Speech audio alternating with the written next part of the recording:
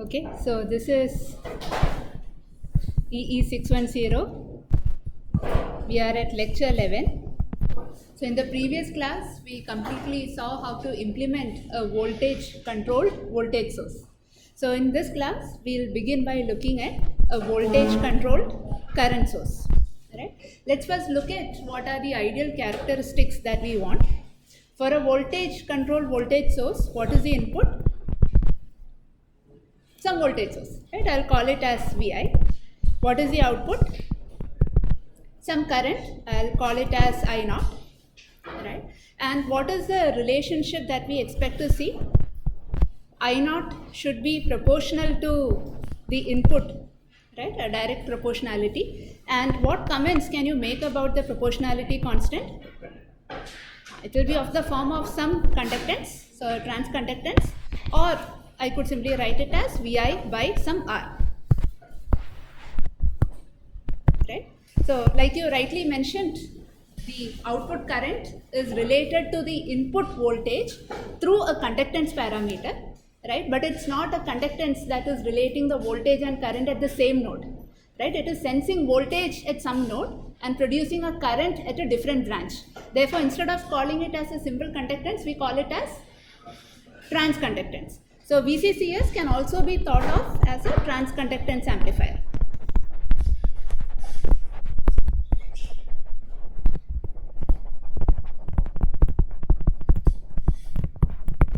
Okay, and also tell me what is the ideal input characteristics that we would like to see. It's voltage controlled. So what would you like to see? 0, right? Why 0? It's voltage controlled. So if you think of any input source, right, it comes along with its own RS, and then you are connecting this to the amplifier, right? So internally, there would be some input impedance that we'll eventually model, right? I could model wherever this is getting connected to as some input impedance to ground, okay? And what would I like this voltage to be? We want this to be equal to Vi, right? Now, can you tell me what is the ideal Rin we would like to see? Infinite, right? So you want your Rin to be equal to infinite. This should be infinity.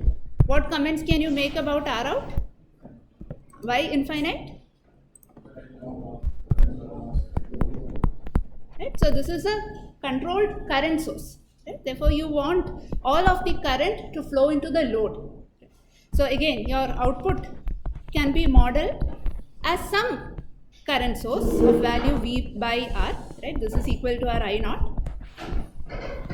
This will have its own output impedance, and this will then get connected to a load, R. Ideally, we want all of the I naught to flow like this and nothing to flow into R out. This is possible if R out is infinite. That's all. So you want your R out also to be infinity.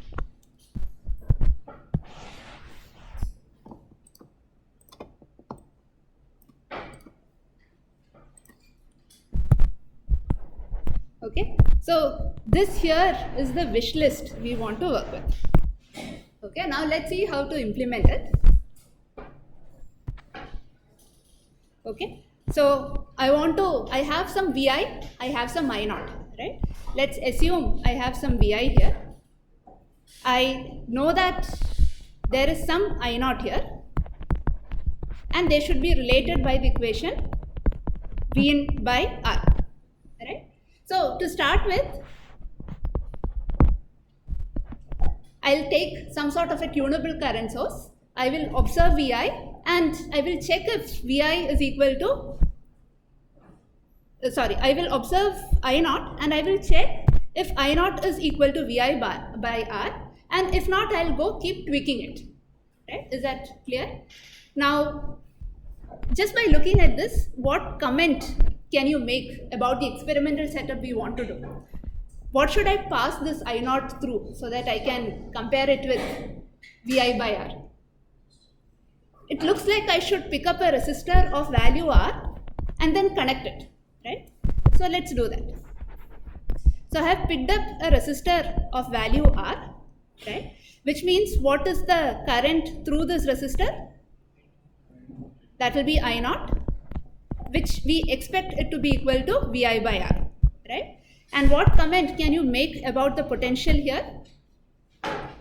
That will be I naught into R, right? So much is clear, right? So this is what we want I naught to tend to, okay? So now it's the same old, we'll figure out what our observation is, what is the action to be taken according to that, right? So let's start with the easiest case. Everything is ideal, it's our dream world. Then what happens? Then I naught into R will be equal to Vi, right? So I could have also modeled this as I naught equal to Vi by R. But if I model it like this, right, and if I want to get a current to compare this, it would mean that I will need to pass this Vi through some resistor R, right? Then I would get Vi by R through this resistance. But with the act of connecting that resistance there, right, it's clear that the input resistance is no longer infinity, right? Which is why, if possible, we don't want to connect the resistor R here, right? That is why instead of connecting a resistor to the input voltage, I've simply connected a resistor at the output, right? And then instead of looking at Vi by R, I can compare I naught into R with Vi. It's a little bit more easier to do. Okay, so if I naught into R is equal to Vi, what is the action we need to do? No action is required, right? And again, we know that whenever we compare, we are actually taking a difference. So let me write this in the form of a difference. Let's say Vi minus I naught into R equal to 0. Right? I could have written it as I naught R minus Vi equal to 0, and then we'll simply figure out what is the polarity required at the end. Now let us consider case 2. Right? Let's say I naught into R is greater than Vi. Okay? Or in other words, I say that Vi minus I naught into R is lesser than 0.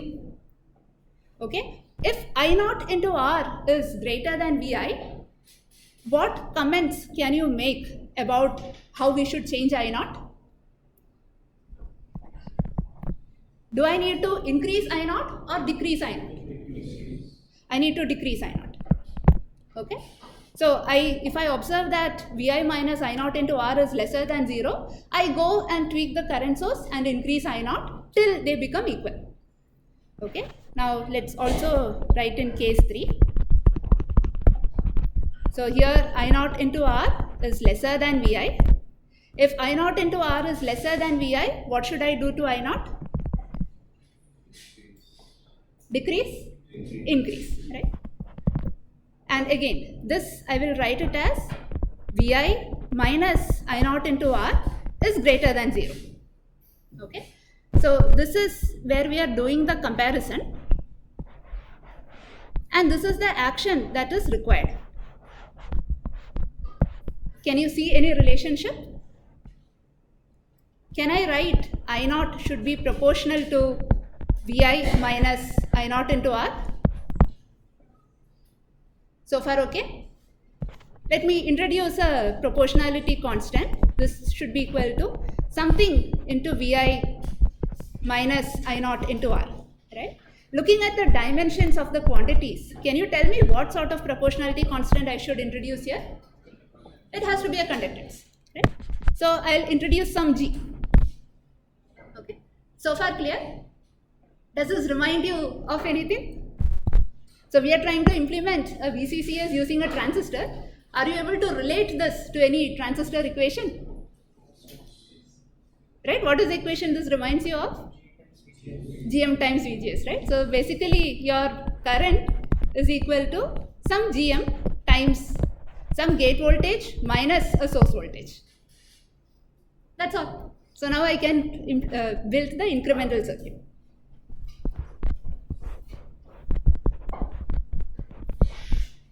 So this is my source, gate, drain. I am building the incremental circuit, which means even though I have sketched a MOSFET, it's simply a voltage controlled current source of the form GM times VGS, right? I need to connect a resistor R at the source, right? So that, and I'll take the current I naught like this, and where do I connect the input? At the gate. So again, anytime I bring in an input, it comes with its own source resistance. So I have Vi, Rs, this is okay. What do you think I should do to this node?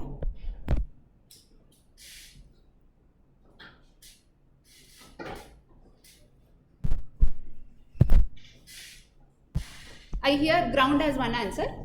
So I am implementing a voltage controlled current source, right? If I connect it directly to the ground, then why did I have to implement a voltage controlled current source?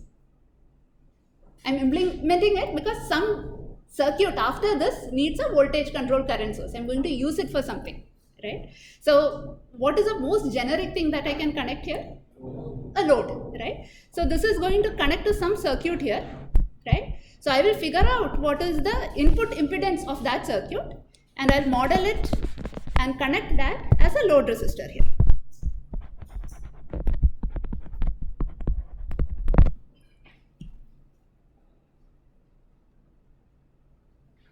Okay, so we have done some analysis, we have done some synthesis and got a circuit here. We ideally expect our output current V0 to be Vi by R. Can you quickly solve this and see if the result is true?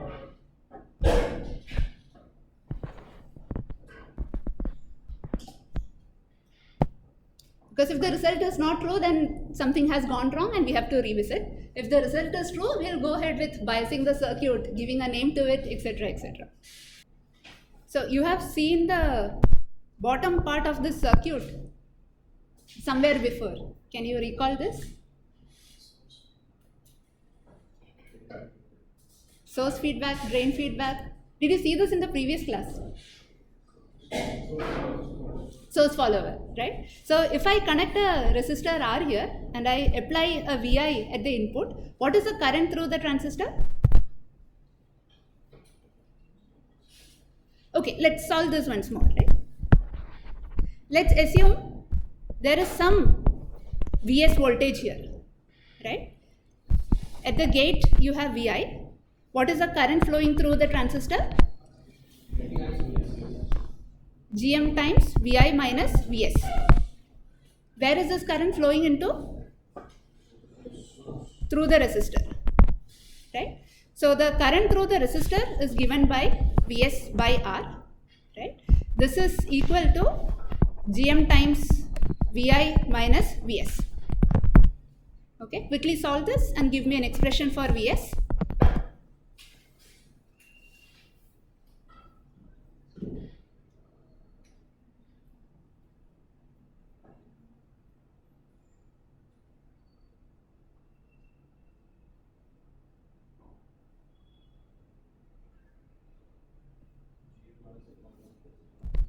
This will be equal to Gm R divided by 1 plus Gm R. Right? So now what is I naught? That is equal to Vs by R. Right? So you get the expression as Gm by 1 plus Gm R times Vi. Okay? So the expression we now have is I naught is Gm by 1 plus Gm R times Vi. What did we want this expression to be? Simply Vi by R. So what do we do now? So if you make Gm R to be much greater than 1, then your I naught becomes equal to Vi by R. Is that okay? So whenever you design a voltage controlled current source like this using a MOSFET, you'll have to design for GM R to be much greater than 1 or GM much greater than 1 by R. That's all. Once that is satisfied, your I naught will be equal to Vi by R, which is independent of the transistor parameters. This is okay? Let's also quickly look at what is Rin.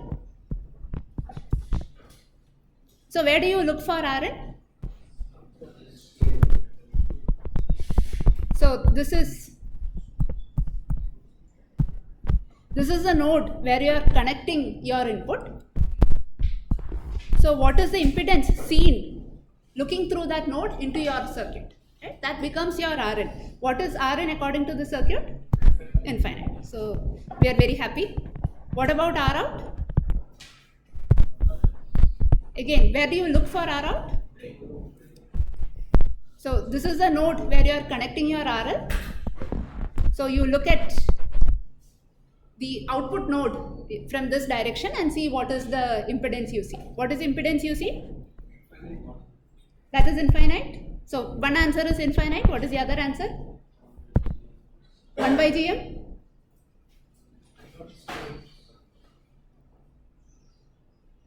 When in doubt, always connect a test voltage source and check. Please check.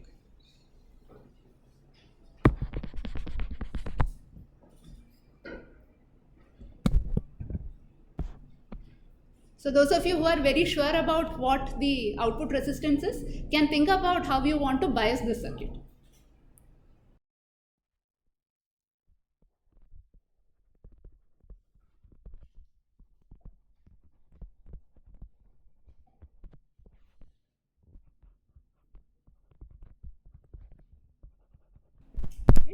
So you want to connect your circuit like this. You want to make sure that the input is de-energized, right? If input is de-energized, what is the potential here?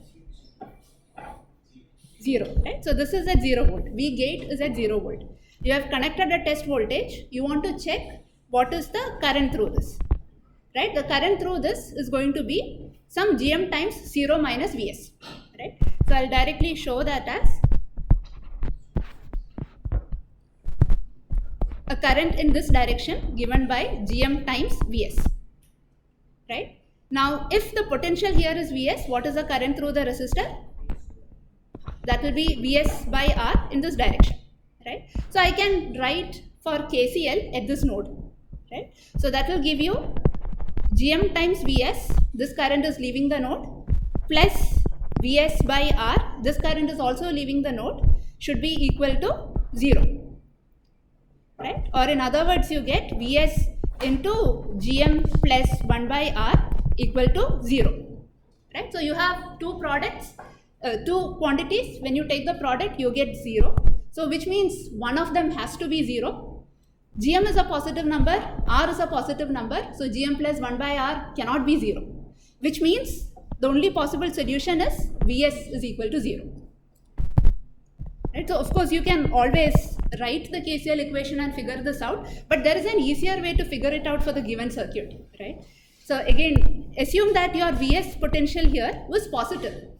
If Vs was positive, then you will have current through the resistor in the given direction, current through the MOSFET in the direction as shown. So you have currents leaving the node, only leaving the node, which means KCL is violated, right? Similarly, if Vs was negative, then you will have Vs by R flowing in this direction and GMVs will also flow in this direction. So if Vs is negative, you simply have a lot of current flowing into that node. Again, KCL is not satisfied, it is violated. Therefore, Vs cannot be negative. So Vs cannot be positive, it cannot be negative. Only possible solution is it has to be neither positive nor negative, so 0. So that way, this eventually you will gain enough experience to look at it and say that Vs has to be equal to 0. Now if Vs is equal to 0, what is the current through the MOSFET? 0. If current through the MOSFET is 0, what is I test? 0. So I have this block, I apply large voltage on it, it is not drawing any current, which means the impedance or the resistance is infinite. That's all. So your R out is also equal to infinity. Right? Looks like if I design for GMR to be much greater than 1, I am set. right? I get the output voltage as, output current as VI by R in is infinity, R out is infinity. It has all the properties of a good voltage controlled current source. Okay.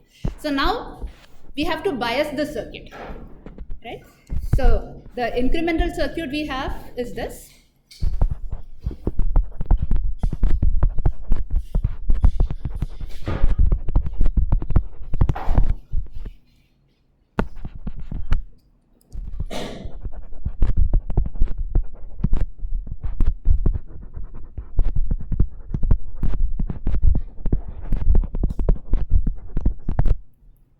And this is my current I0. Now, I of course want to bias the transistor with a constant current source. Among the 4 options, we know we have 2 favorites because that doesn't require additional amplifiers, additional op amps. So let me sketch that out. I can either use drain feedback,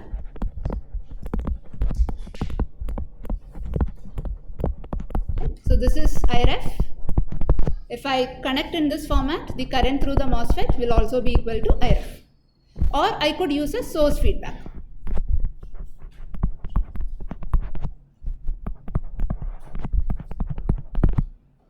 What should I do to the gate node? I have to connect a constant gate voltage there, right? So now between these two, do you have any preference? Again, it's equally right to connect the biasing using either of these circuits, but is there a circuit that you would like to go with? Source feedback. Why? So again, if there is a path here, we will figure out how to break that path in the small signal circuit, right? Similarly, here you see that the source is not grounded. Here the source is grounded. Again, we can figure out how to make sure it's not grounded in the small signal circuit, but intuitively we know that it would require more capacitors, inductors to break the path and keep certain paths closed. So because of that reason, let's figure out if we can do the connection using source feedback. Okay, so I'll first bias the transistor, then we'll connect the load and the input voltage source, and then we'll see if it is working out. Okay.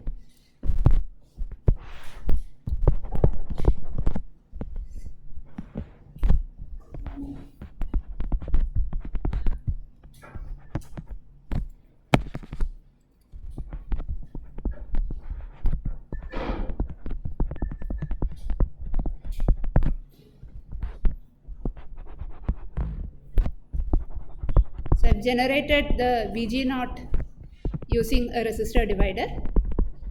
Is my biasing fine? Do I need to do anything else? Why do I need a resistor for biasing?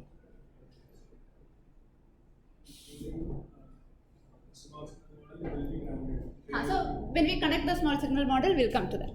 Right? But otherwise, biasing wise, I could connect the drain node directly to VDD. Right? It looks okay. Right? Now let me connect the small signal sources. So through a large capacitor,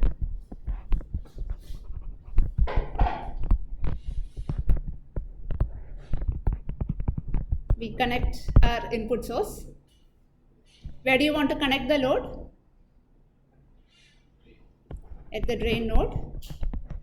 Through a large capacitor, I connect this. Anything else missing? RL is here.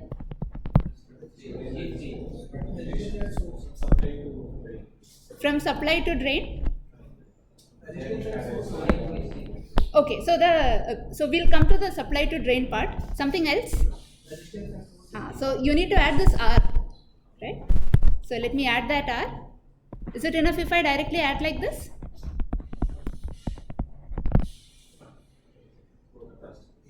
I have to add it through a capacitor because I don't want this R to be present during the bias point calculations, when the operating point is being set. Okay, so now let's come back to the suggestion you are giving me here. What happens if I add a resistor here?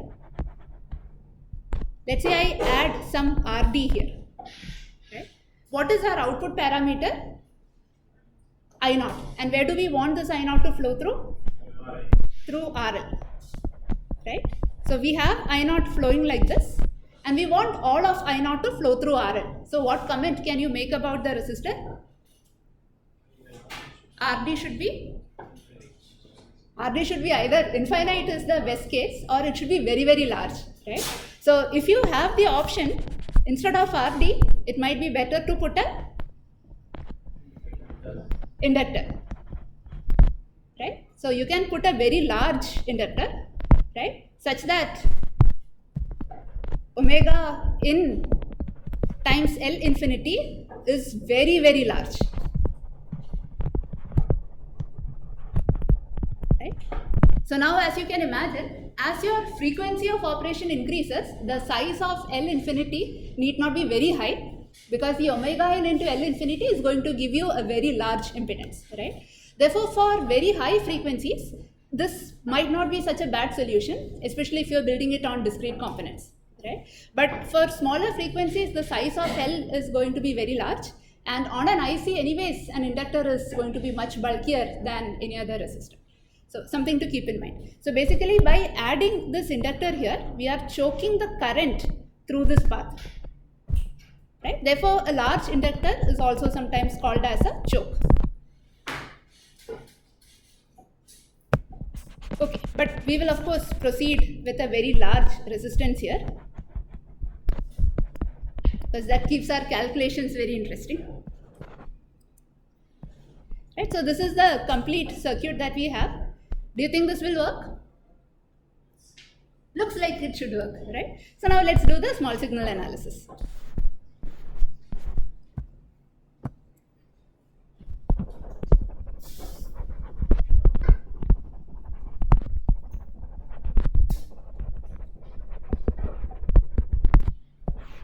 So first, calculate the gain, Rn, Rout, by neglecting the effect of channel length modulation.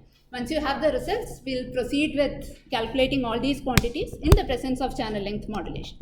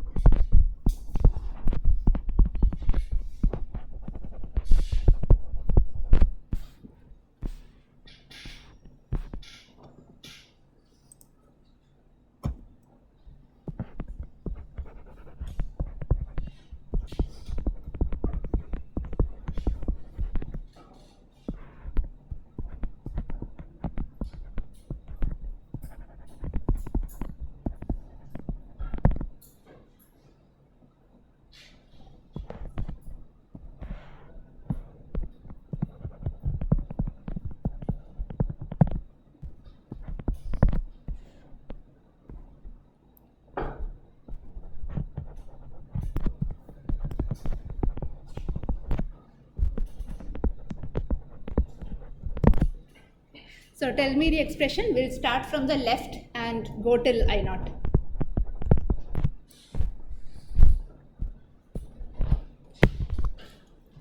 So the I0 is equal to, what is the gate voltage? Vi into Ra parallel Rb by Rs plus Ra parallel Rb. If so much gate voltage appears here, what is the current through the MOSFET? Is it Gm times so much gate voltage? It's Gm times Vg minus Vs. Vg is what we have now. We have done this calculation. If you have a resistor, so I shouldn't call this Rs. If you have a resistor R here, right, and I apply a voltage Vg, what is the current? We just did this calculation. You can look at your notes and tell me. It will be Gm times the voltage, so the voltage is written on the left hand side, into 1 plus Gm times R. Right? So that is the current flowing like this. Now what happens to this current? It gets split between RD and RL. So we have to find out what I naught is. What is I naught? So I have the current. There is current division between RD and RL. Tell me the current flowing through RL. This will be equal to RD by RD plus RL. Okay. So I can write it as I naught by VI equal to this big factor. So if you want to impress your siblings and all, this is the sort of equation that you'll write in front of them. But you know that there is nothing much to it, right? It's all very simple, current division, voltage division, etc. Okay. So ideally, what would you like this factor to be? 1, right? And when is this possible? When RA parallel RB is much, much greater than RS. Okay. What about the last factor? Ideally, what would you like this to be? RD, RL, 1, 0, infinity. So this factor came because of the current division between RD and RL. Right? Where do you want all of that current to flow through? RL. You don't want a current division to happen. You simply want all of that current to come from RL. Then what should RD be? RD has to be much, much greater than RL, right? And under this condition, what happens to this? Becomes 1, right? You did not want any current division. You don't want to see a factor lesser than 1 here.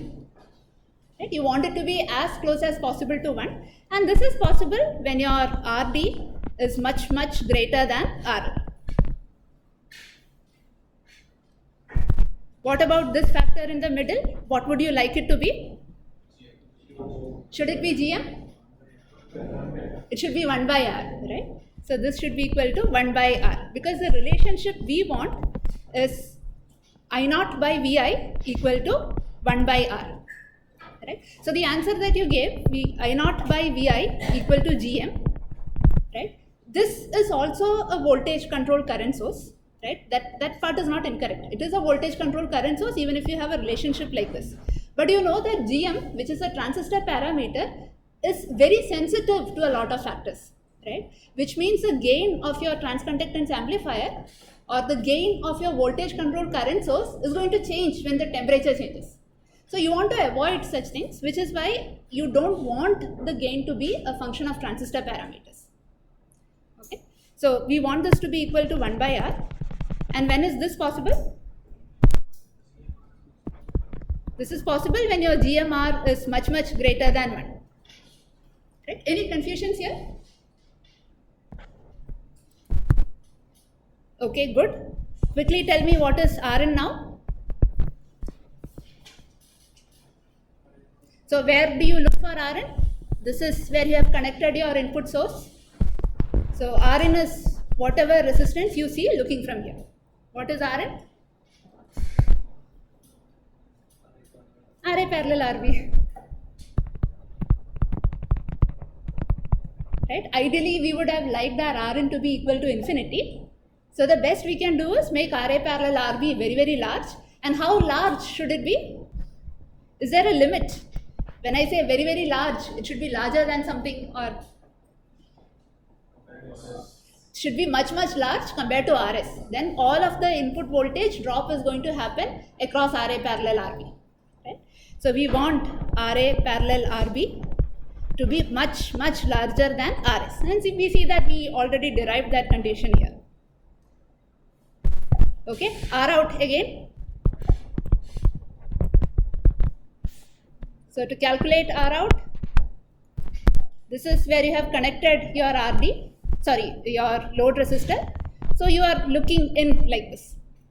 So you see that there is an RD and some big box here. Okay. So there is some RD and some big boxes connected here. So if I know what is the resistance of this quantity, then it is simply RD parallel that.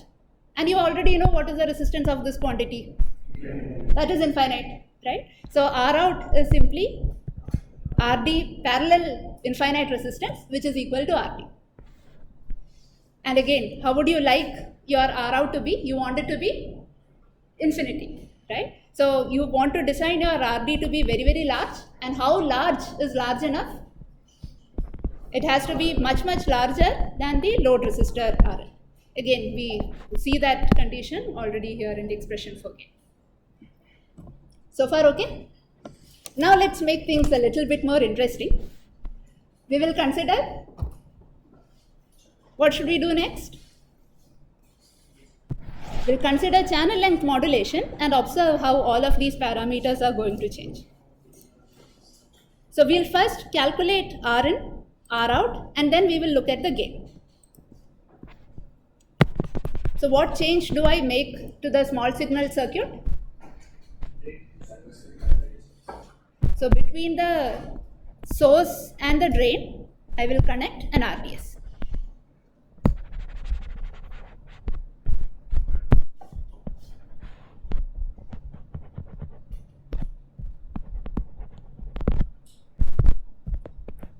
The current through this is GM times VGS. Okay.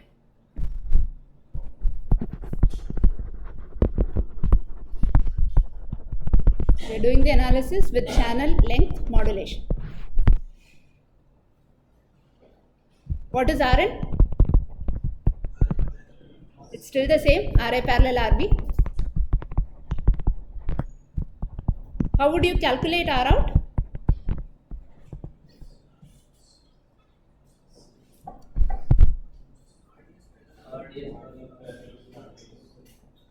RDS parallel? So here RDS parallel, what is that? So RD. Why is it so? Let's look at it, right? So we have got a statement saying that RDS is parallel RD. Let's see if that statement is correct even before we look at anything else. So if I look at the circuit, both RDS and RD have one terminal common, right? The other nodes are not common. RD is connected between, let me call this as your output node and ground. RDS is connected between output node and something else. So it is incorrect to say that they are parallel, right? So they are not in parallel. Is RDS parallel with R? It's not parallel with R, but it is series with R along with something else.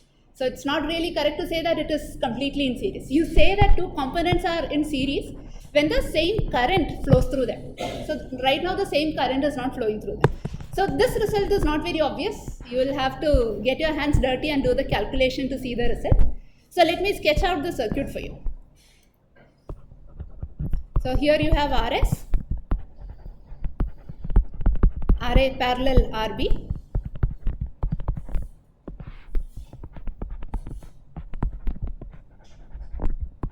This is R.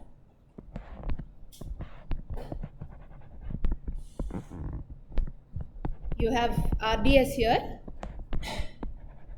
right? So I will simply figure out what is the impedance that you see here, right? Once I know what this impedance is, I'll put that in parallel with RD and that will give me my total output impedance. So let's say I connect some V test and an I test, V test here, and this is drawing some current I test. So the first thing I want to bring your attention to is, let's assume that you had two resistors like this, or two components, need not even be a resistor, right? And you know that some current I test is flowing through this. Let's take three components, okay? Which means the same I test is flowing through all of these components. Now I say that this middle component is secretly two components in parallel.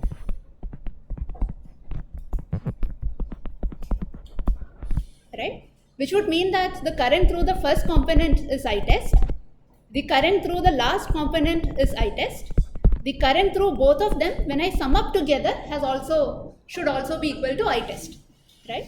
Now this is true as long as I don't have a branch that is connecting a component somewhere else, right? It has to be connected between the same two nodes. Do you see such a configuration here? Right? So what does that tell you immediately about the current through R? That has to be equal to I test.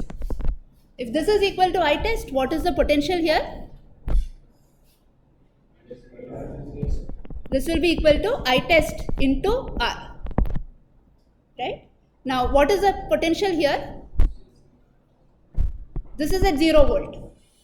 Right? Any doubts on why this is at 0? Good. So this is at 0 volt. Right? The source voltage is at I test into R. So what is the current through the MOSFET? It is minus of GMVS, which means I have a current flowing in this direction given by GM times I test into R. Okay. What is the potential here? This is equal to V test. Right. Then what is the current flowing through RDS? That will simply be equal to the potential drop across it, which is V test minus I test into R divided by RDS. Right. Now I can do KCL at either of the nodes and I'll get the answer.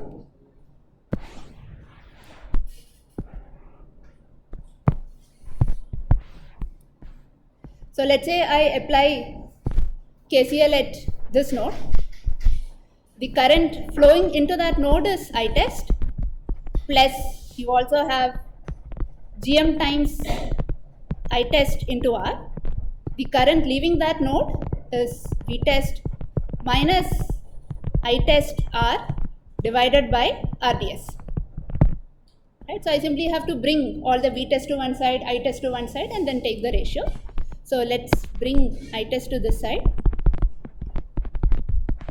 So you have 1 plus GMR, this into RDS, sorry, I will bring the other component also, plus R by RTX equal to V test into 1 by RDS. So V test by I test is equal to RDS plus R plus GM times RDS times R. Right? So far okay? Now which of the components do you think is going to dominate? If this is a sum of 3 quantities, which of them do you think will be the highest here? Right?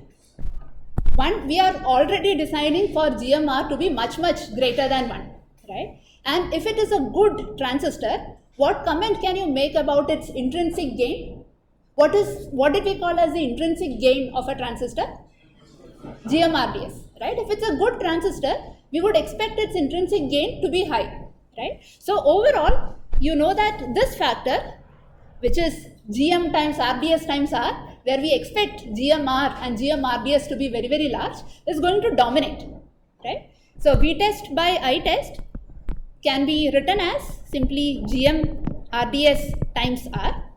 This is under the condition that GMR is much greater than 1, and if it's a good transistor, the GMRDS, which is intrinsic gain of the transistor, is also expected to be high, right? So then V test by I test is equal to GMRDS times R. And we want this to be equal to,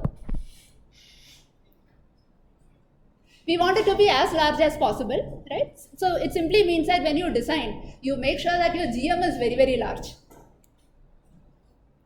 You may not have a lot of control over R because the R is going to determine the gain of your VCCS, right? You want your I0 to be equal to VI by R.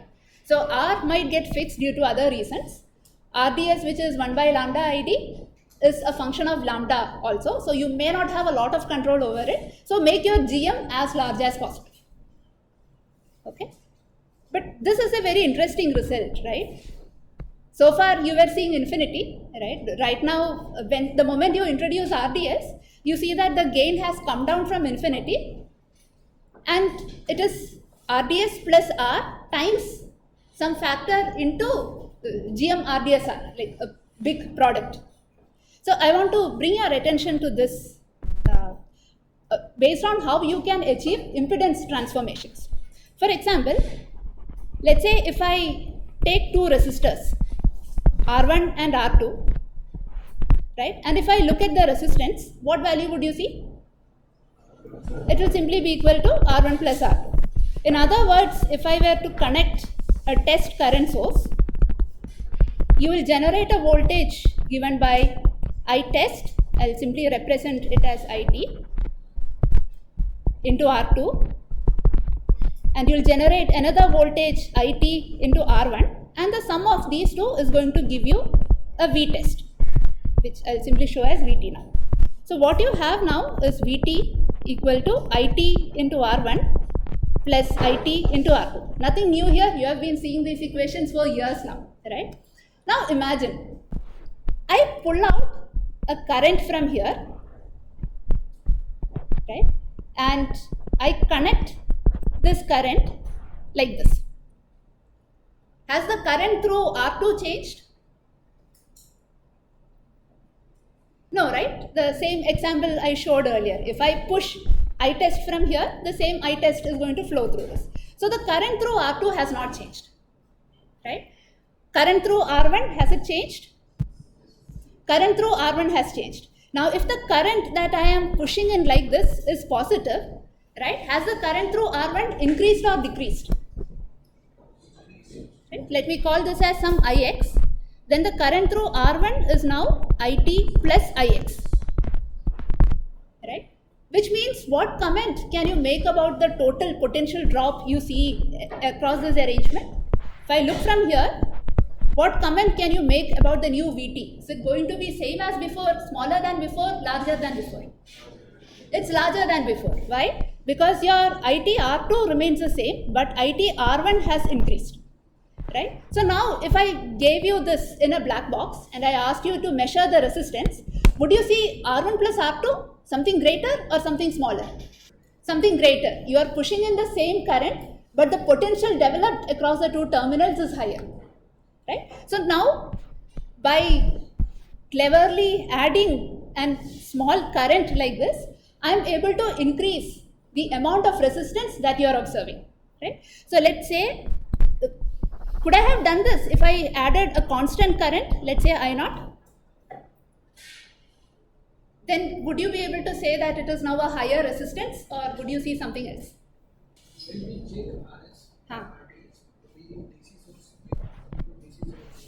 You put a DC source. It can be a current source or a voltage source, right?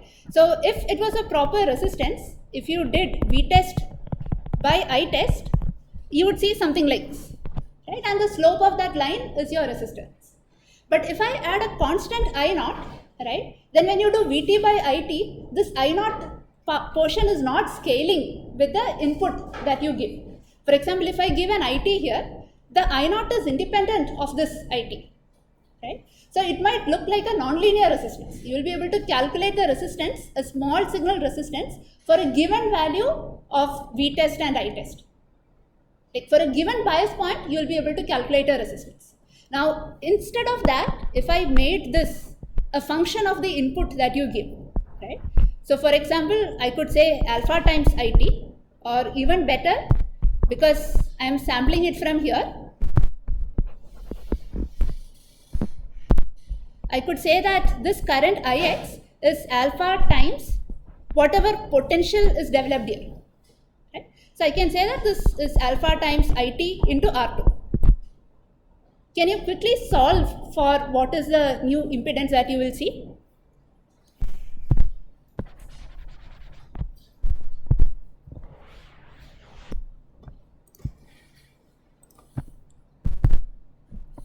So I want to know what is VT by IT is equal to.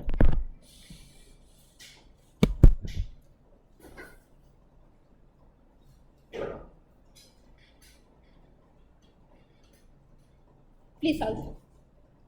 What do you get? So earlier you got VT by IT equal to R1 plus R2. What do you get now? R1 plus R2 plus alpha times R1 R2. So this way you can achieve impedance transformation. Now if instead of connecting the current in this direction, if I connected the current in the opposite direction, right, then would the resistance, effective resistance, increase or decrease? So again, think about the potential across R2, is it changing? It's not changing because I have injected a current here. The same current has to flow through R, right? Potential across R1, what happens to it?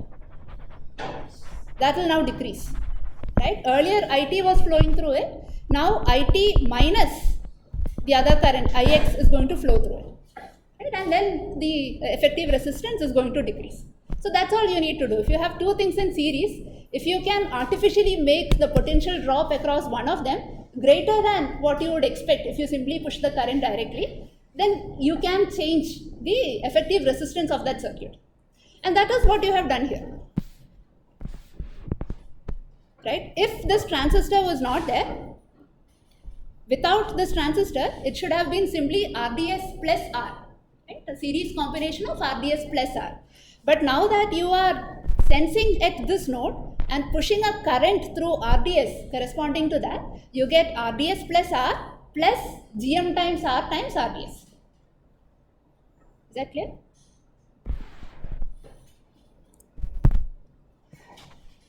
Okay, so we have calculated both Rn and Rout. Next, you can calculate the small signal gain.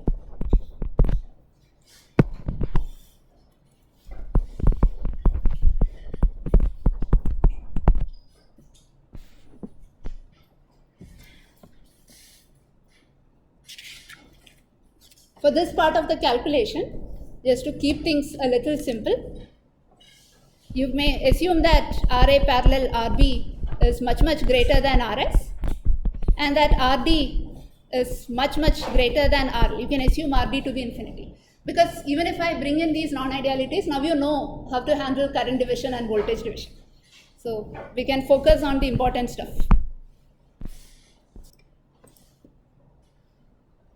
So I'm assuming Ra parallel Rb is very large, and Rd is also very large. So in the Rout calculation, I forgot to mention something. What is your Rout finally?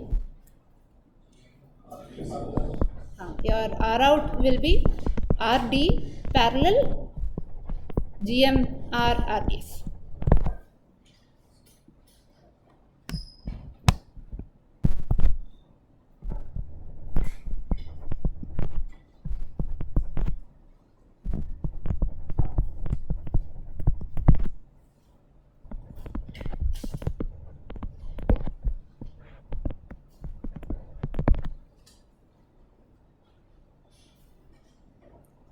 So as before, if I assume that the current through RL is some I0, the same I0 is flowing through R, right? So that immediately tells you that you can write the potential at this node as V0 equal to minus I0 into RL. The source potential is simply I0 into R. Then you apply KCL at one of the nodes. So I have applied KCL at the source node. And then you rearrange the terms, substitute the values for V0 and Vs, and you will have the result.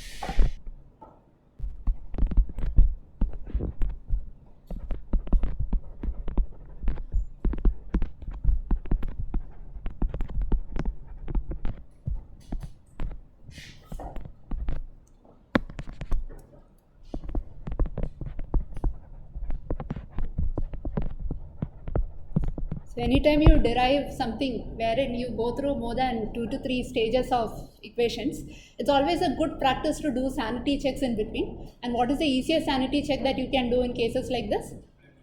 Check for dimensions, right? What is the dimensions on the RHS? It's that of a current. It's a conductance times, transconductance times a voltage. So this has dimensions of current, which means LHS also should have dimensions of current. You already have current here. That means this has to be completely dimensionless. So 1 is dimensionless, GM into R dimensionless, ratio of resistance dimensionless. So that way you know that you're not making a dimensionally incorrect equation. I mean, you could have an error here in terms of the resistor you have in the numerator and denominator could go wrong, but at least dimensionally your equation is making sense.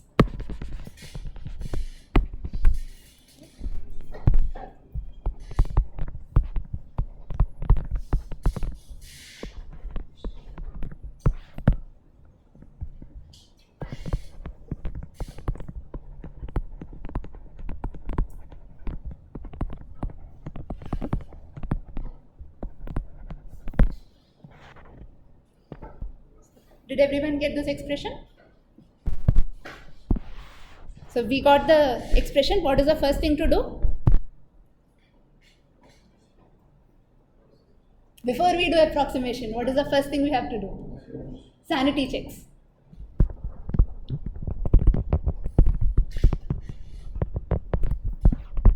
Right? So dimensionally, is the equation correct?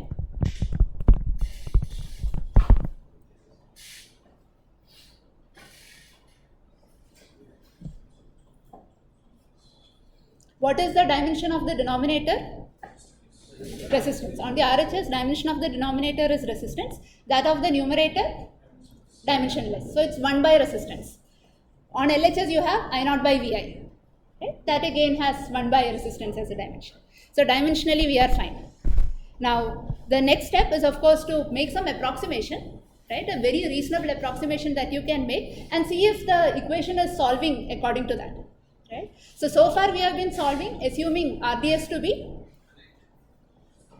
infinite, right? So if I put RDS equal to infinity in this equation, I know what it should, reduce down to. So let us try that. So let's say RDS is equal to infinity.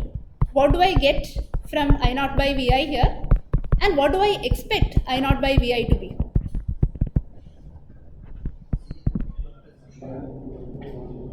This should become Gm by 1 plus GMR, right? And if I substitute RDS equal to infinity here, what do I get? The same thing.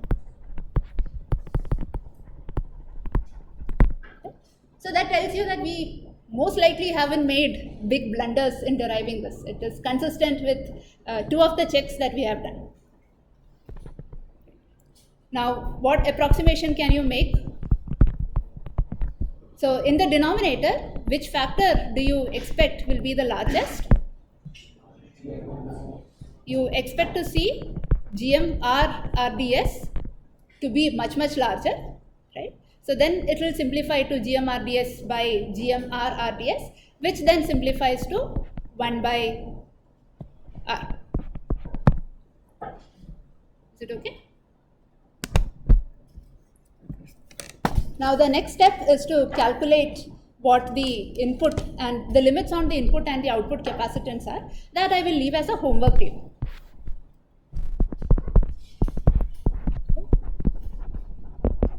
So calculate how large C1 and C2 should be. C1, C2, we have one more capacitance here, right?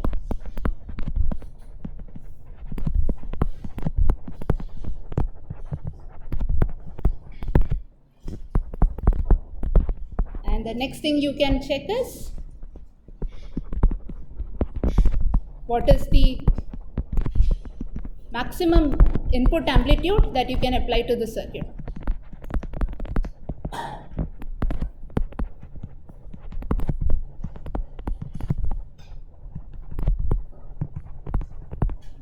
Without causing a distortion at the output.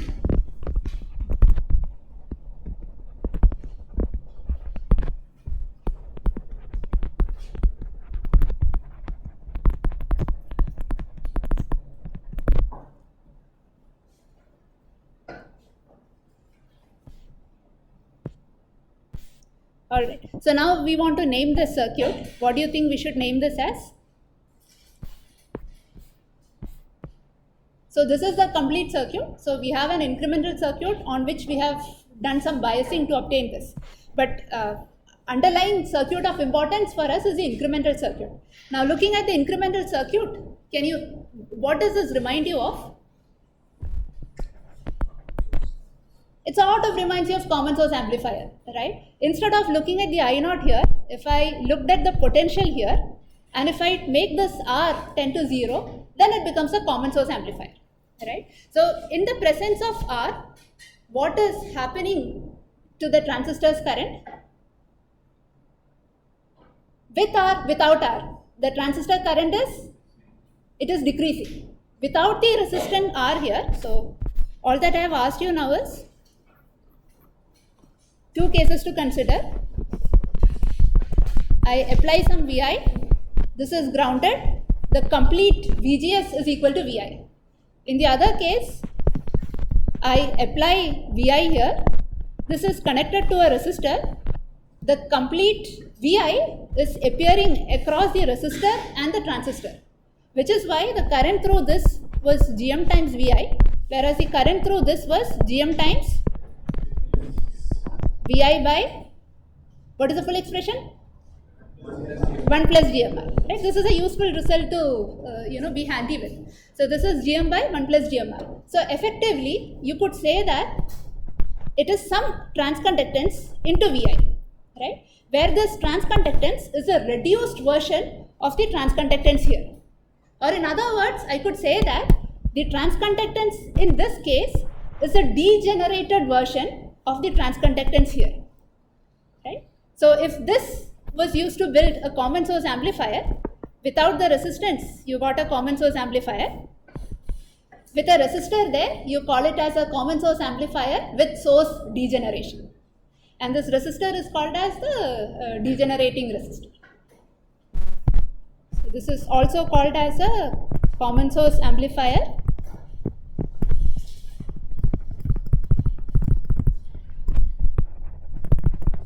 with source degeneration.